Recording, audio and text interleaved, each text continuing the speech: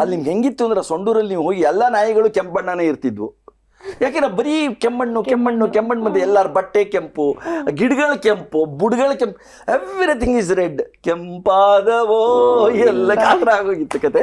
So ಮಾನಸ ಸರೋವರದ ಅನುಭವ ಇದೆಯಲ್ಲ, ಅವರ ಚಿತ್ರ ನಿರ್ಮಾಣ ಮಾಡಿದ್ದು, ಅದೆಲ್ಲ ಮಾನಸಿಕ ಭಾವನೆಗಳನ್ನು ತಂದಿದ್ದು ಸೂಪರ್ ಆಗಿ ಮಾಡಿದ್ರು ಆ ಸಿನಿಮಾ. ಅದು ನನಗೆ ಒಂದು ದೊಡ್ಡ ವರ. ನನ್ನ ಮೊದಲನೇ ಚಿತ್ರನೇ ಅದಾಗಿದ್ದು ನನ್ನ ಪುಣ್ಯ. ಹಾಗಾದ್ರೆ ಜನರು ಇವತ್ತು ಕೌಶಿಕ್ ಸರ್ ಏನಂತ ಗುರುತಿಸ್ತಾರೆ? ಆ ಕಾರಣಕ್ಕೆ ನಾನು ನನ್ನ ಜೀವನದಲ್ಲಿ ನಂಗೆ ಒಂದಷ್ಟು ಹಣಕಾಸು ಸಿಕ್ಕಿ ನನ್ನ ಜೀವನದಲ್ಲಿ ಸೆಟ್ಲ್ ಆದ್ಮೇಲೆ ಮಾಡಿದ ನನ್ನ ಸ್ಟುಡಿಯೋಗೆ ನಾನು ಪುಟ್ಟಣ್ಣ ಕಣಗಾಲ್ ಸ್ಟುಡಿಯೋ ಅಂತ ಹೆಸರಿಟ್ಟೆ. ಅವಾಗ ಎಷ್ಟೋ ಜನ ಕಾಲು ಹೇಳಿದ್ರು, ಏಯ್ ಜೋಸೈಮನ್ ಹತ್ರ 3 ಸಿನಿಮಾ ಮಾಡಿದ್ಯಾ, ಏಟಿರು ಹತ್ರ 4 ಸಿನಿಮಾ ಮಾಡಿದ್ಯಾ, ಆಮೇಲೆ ಪುಟ್ಟಣ್ಣ ಅವ್ರ ಮಾಡೋದು ಒಂದೇ ಸಿನಿಮಾ, ನೀನು ಕಾಂಟ್ರಿಬ್ಯೂಷನ್ ಕೊಡೋದೇ ಆದರೆ ಜೋಸೈಮನ್ಗೋ ಏಟಿರಿಗೂ ಹೆಸರಿಡ್ಬೇಕು ನೀನು ಸ್ಟುಡಿಯೋಗೆ, ಪುಟ್ಟಣ್ಣ ಅವ್ರ ಹೆಸರು ಯಾಕೆ ಇಟ್ಟಿದ್ಯಾ ಅಂತ ಕೆಲವರು ಹೇಳಿದ್ರು. ಬಿಕಾಸ್ ನಾನು ಪುಟ್ಟಣ್ಣ ಕಣಗಾಲ್ ಸ್ಟುಡಿಯೋ ಅಂತ ಶುರು ಮಾಡಿದ್ದು.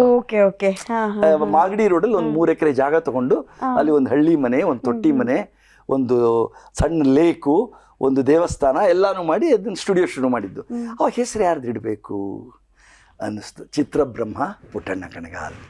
ಹಾಗೇನ್ಬಿಟ್ಟು ಜೋಸೈಮನ್ ಆಗಲಿ ಏಟಿರಿಗೂ ಆಗಲಿ ಯಶಸ್ವಿ ನಿರ್ದೇಶಕರಲ್ಲ ಅಂತಲ್ಲ, ಆದರೆ ಆ ಪುಟ್ಟಣ್ಣ ಮೂಡಿಸಿದ್ರಲ್ಲ ಛಾಪು, ಅದು ಇಡೀ ಸೌತ್ ಇಂಡಿಯನ್ ಚಿತ್ರರಂಗದಲ್ಲಿ, ಇವನ್ ತಮಿಳ್ನಾಡಲ್ಲಿ ಸಿನಿಮಾ ಶೂಟಿಂಗ್ಗಳು ಹೋದ್ರೆ ನಿಮ್ಗೆ ಆಶ್ಚರ್ಯ ಆಗುತ್ತೆ. ಕೆ ಭಾಗ್ಯರಾಜು ಅಥವಾ ಭಾರತಿರಾಜ್ ಸಿನಿಮಾ ಮಾಡಿದ್ರೆ ಅದ್ರದ್ದು ಪ್ರೀಮಿಯರ್ ಶೋ ಮಾಡಬೇಕಾದ್ರೆ ಪುಟ್ಟಣ್ಣ ಅವ್ರ ಫೋಟೋ ಇಟ್ಟು ದೀಪ ಹಚ್ಚಿ ಪ್ರೀಮಿಯರ್ ಶೋ ಮಾಡೋರು. Bharathiraja is a student of Puttanna Kanagal. Tamilnadu use terror. ಅವ್ರ ಮನೆ ಇದ್ದಿದ್ದೆ ತಮಿಳ್ನಾಡಲ್ಲಿ ಮೋಬ್ರೋಸ್ ರೋಡಲ್ಲಿ, ಅದ್ಭುತವಾದ ದೊಡ್ಡ ಬಂಗ್ಲೆ. ಆಮೇಲೆ ಅದನ್ನ NT ರಾಮರಾವ್ ಯಾರೋ ಪರ್ಚೇಸ್ ಮಾಡಿದ್ರು ಅಂತ ಇಟ್ಕೊಳ್ಳಿ.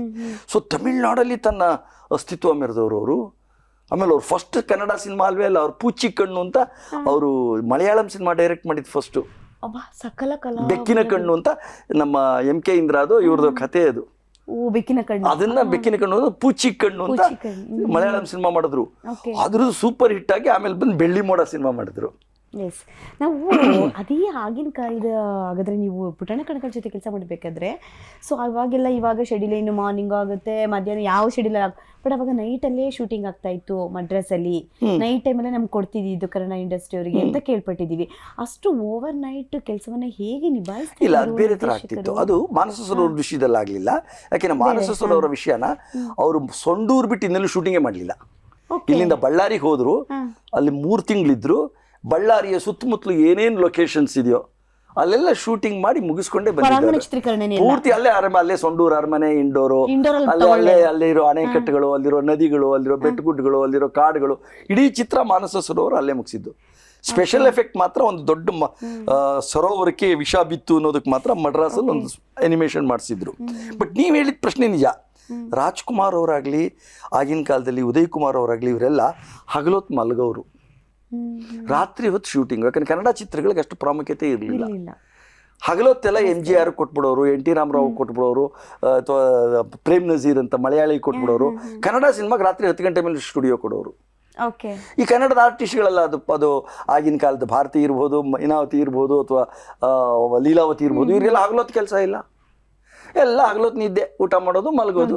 7-7:30 ಸಂಜೆ ಎದ್ದು ಮೇಕಪ್ ಎಲ್ಲ ರೆಡಿ, ರಾತ್ರಿ 10 ಗಂಟೆಗೆ ಬಂದರೆ ಶೂಟಿಂಗ್ ಶುರು. ಬೆಳಗ್ಗೆ 6:30 ತನಕ ಶೂಟಿಂಗು. ನೈಟ್ ಶಿಫ್ಟ್ ಲೆಕ್ಕ. ಆಮೇಲೆ ಬೆಳಿಗ್ಗೆ 7-7:30 ತಿರ್ಗಿ MGR ಸಿನಿಮಾ, ಇವ್ರು ಬಂದ್ಬಿಡೋರು, ಇವ್ರ ಜಾಗ ಖಾಲಿ ಕೊಟ್ಬಿಡೋಕ್ಕಾಗಿತ್ತು. ಹಾಗಾಗಿ ವಿಧಿ ಇಲ್ಲದೇನೆ ಕನ್ನಡದ ಕಲಾವಿದರಿಗೆ ಆಗಿನ ಕಾಲದಲ್ಲಿ ಪ್ರಾಮಿನೆನ್ಸ್ ಕಡಿಮೆ ಇತ್ತು. ಆಮೇಲೆ ಇವ್ರು ಇನ್ನೂ ಒಂದು ಕಾರಣ ಇತ್ತು, ಬಾಡಿಗೆ ಅರ್ಧ ಕೊಡೋರು. ಹಗಲೊತ್ತಾದ್ರೆ ಅದಕ್ಕೆ ಬೇರೆ ರೇಟ್ ಇರ್ತಿತ್ತು. ಈ ತರ ಎಲ್ಲ ಆಗಿ ಅದನ್ನೆಲ್ಲ ದಾಟಿ ಬೆಳೆದಿದ್ದು ಚಿತ್ರರಂಗ, ಕನ್ನಡ ಚಿತ್ರ.